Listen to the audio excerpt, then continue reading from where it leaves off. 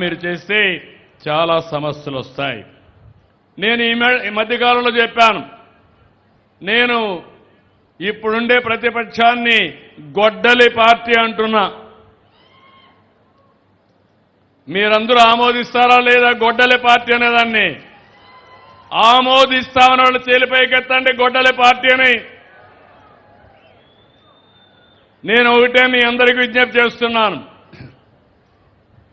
నేనే ముఖ్యమంత్రిని. ఇదే మరి ఎన్నికల కంటే ముందు నెల తెల్లవారితో నిద్ర చేశాను. వివేకానంద రెడ్డి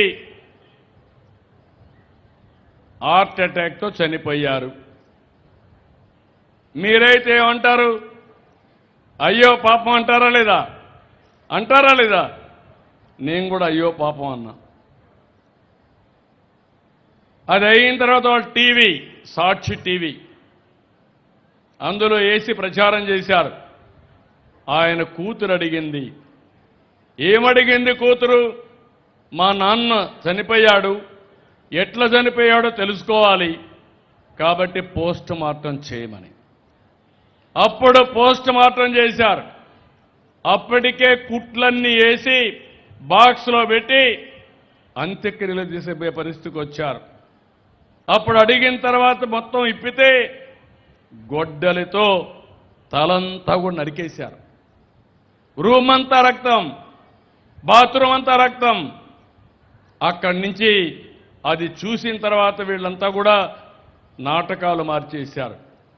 మా నాన్న చనిపోయాడు, చంపేశారు. ఇప్పుడు పెద్ద దిక్కు ఒకే చిన్నాన్న, ఈయన్ని కూడా చంపేశారన్నారు. మీరు కూడా నమ్మేశారు. ఆ అమ్మాయిని మోసం చేశారు. మోసం చేసి ఆ అమ్మాయి అంత్యక్రియలు చేస్తా ఉంటే ఎంత బాగా చేశాడు మా అన్నయ్య అనుకుని అంతకులు నమ్మే పరిస్థితికి వచ్చింది.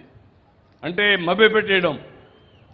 తర్వాత నెక్స్ట్ డే నా చేతిలో కత్తి పెట్టి నారాసుర రక్త చరిత్రని పేపర్లో వేసాడు. మీరందరూ గుర్తుపెట్టుకోవాలి ఇవన్నీ. దాంతో ఏమైంది? మీరందరూ నమ్మారు పాపం అని, ఓట్లేశారు. విధ్వంస పాలన వచ్చింది. అవునా కాదా? మోసపోయామా లేదా? నేను దాని గురించి బాధపడలా. సమస్య వచ్చింది, అన్ని ఫేస్ చేశాం. జీవితాంతం అదే నాటకం. కోడికత్తి విశాఖపట్నం, గులకరాయి విజయవాడ, ఆయనే వేయించుకోవడం, తర్వాత దాన్ని సింపతి తెప్పించుకోవడానికి వాళ్ళే ఖండించడం. ఇటీవల జరిగిన 5 సంఘటనలు మీకు ఒకసారి ఎక్స్ప్లెయిన్ చేస్తా. ప్రతి ఒక్కరు తెలుసుకోవాల్సిన అవసరం ఉంది.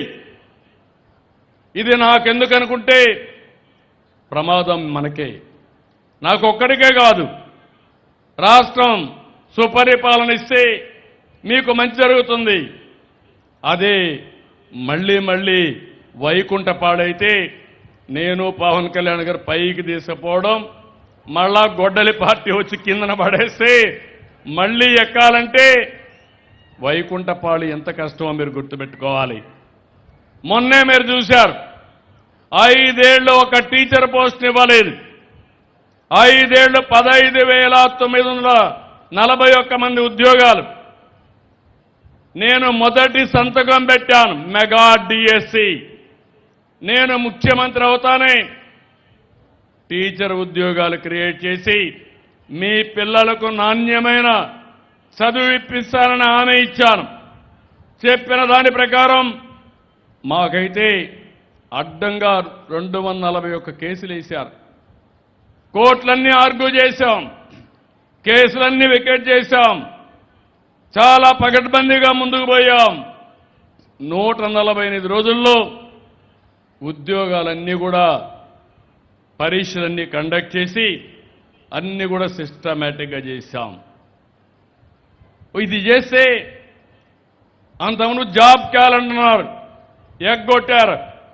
నేను వస్తాను, ఎన్ని ఉద్యోగాలు ఇవ్వగలుగుతామో ప్రతి సంవత్సరం జాబ్ క్యాలెండర్ ఇచ్చిన ఘనత కూడా ఎన్డీఏ ప్రభుత్వం అని చెప్పి మీ అందరికీ తెలియజేస్తున్నా.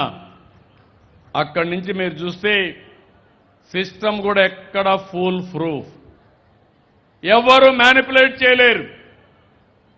ఒక 3000 క్వశ్చన్స్ తయారు చేస్తారు, కంప్యూటర్కి ఇస్తారు, టీసీఎస్ ఆల్ ఇండియా లెవెల్లో మేనేజ్ చేస్తారు. అందులో కంప్యూటరే సెలెక్ట్ చేస్తుంది, నేరుగా సెంటర్కే వెళ్ళిపోతుంది.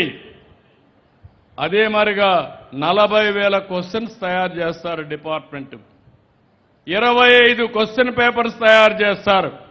డిఫరెంట్ ఉద్యోగాలకు, టీచర్లకు డిఫరెంట్ కేటగిరీల కింద ఇంత బ్రహ్మాండంగా చేస్తే ఇక్కడ ఫ్రస్ట్రేషన్లో ఉండే వైఎస్ఆర్ కాంగ్రెస్ పార్టీ దీన్ని ఒక ఇష్యూ చేశారు.